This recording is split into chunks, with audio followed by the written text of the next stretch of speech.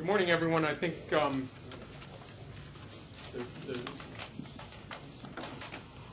probability is that there are no more stragglers in the adventure course that we established between the visitor center and here. I want to welcome you all. I'm Frank Anderson. I'm the new president of the Middle East Policy Council. And since this is the first time I'm going to be speaking, actually it's the first time I'm speaking in public as president of the Middle East Policy Council, probably ought to tell you whom we are. I see veterans of our programs in the audience, but in case there are any others that don't know us, Middle East Policy Council was founded in 1981 as an independent, nonprofit, nonpartisan educational institution to foster public discussion of the political, economic, cultural, and security issues that affect U.S. policy in the Middle East. We have striven particularly to be independent. To the extent that we have a point of view, it's that on the various conflicts and disputes in the region, you can count on us to come down on the American side. We pursued this to a triad of programs. The first is the Middle East Policy Journal. Dr. Katz has published in it 9 times. Dr. Hunter, everyone here is published in it. This is right across. Except me. I've never published. Well, we have Ambassador Freeman's speeches. And the 101st journal, or issue of the journal, hit the streets. And it has become a respected source of information and analysis from a diverse range of scholars and practitioners of Middle East policy. Ann Joyce, who's the journal's editor and our vice president, is not here today, but Zach Buono is actually, at this moment, charging through the streets to get a copy of Ambassador Freeman's remarks. Which fell out of my pocket somewhere between the taxi and here, and are being read by some perplexed guard who's wondering who Uthman bin Affan is. The second stool, or leg in our stool, is our educational outreach program. Barbara Petzen, who's not here, directs she travels around the country conducting seminars. It provides materials, curricular guidance for teacher workshops that they really do. They enable teachers, and we've done it for thousands of teachers now, reaching hundreds of thousands of students, enabling them to engage and excite kids to study the history, the culture, religion, and politics of the region.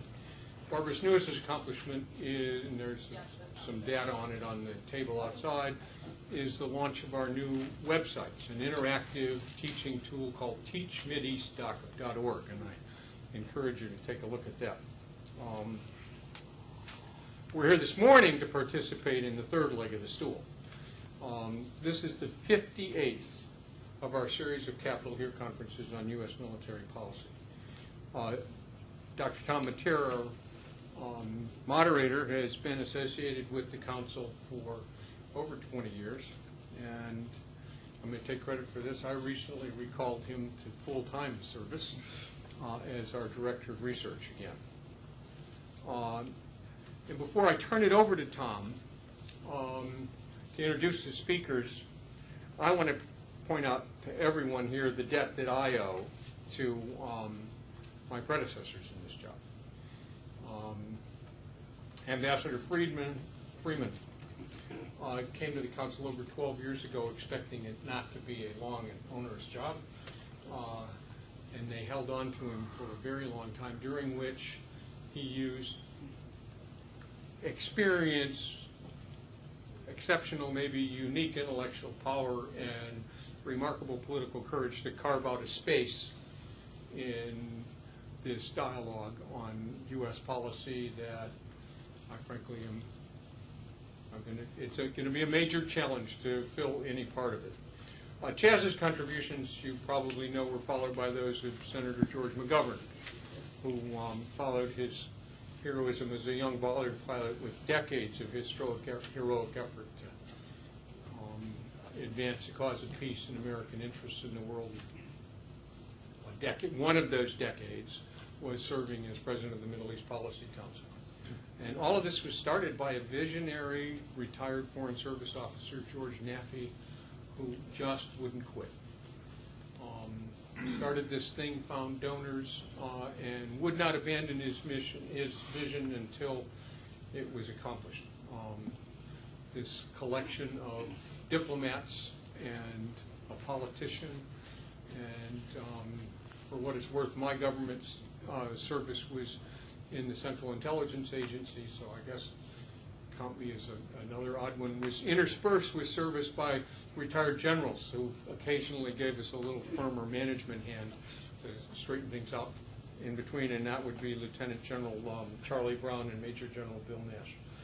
I'm standing on the shoulders of greater men. I appreciate that, and now we're going to hear smarter men have a discussion of the world powers and their interests and activities in the Middle East. Thank you very much for coming.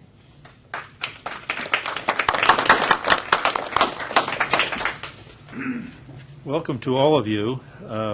We thought this was an interesting subject because the United States is about to make some very important decisions, and before it does, it should know what the interests and objectives of other major world powers are, and how much cooperation and how many constraints we're going to face as we do that. So we will begin today with someone to speak about United States interests in the Middle East. For that, I've turned to someone I've known since graduate school, Dr. Shibli Telhami, who has taught at many of the country's best universities, is the Anwar Sadat Chair for Peace and Development at the University of Maryland, a non-resident senior scholar at the Brookings Institution, and the author of a lot of important literature in our field, including a book called The Stakes, America and the Middle East, which was named by Foreign Affairs as one of the 5 best books of 2002. He's a highly sought-after commentator and advisor, and so Shibli, welcome.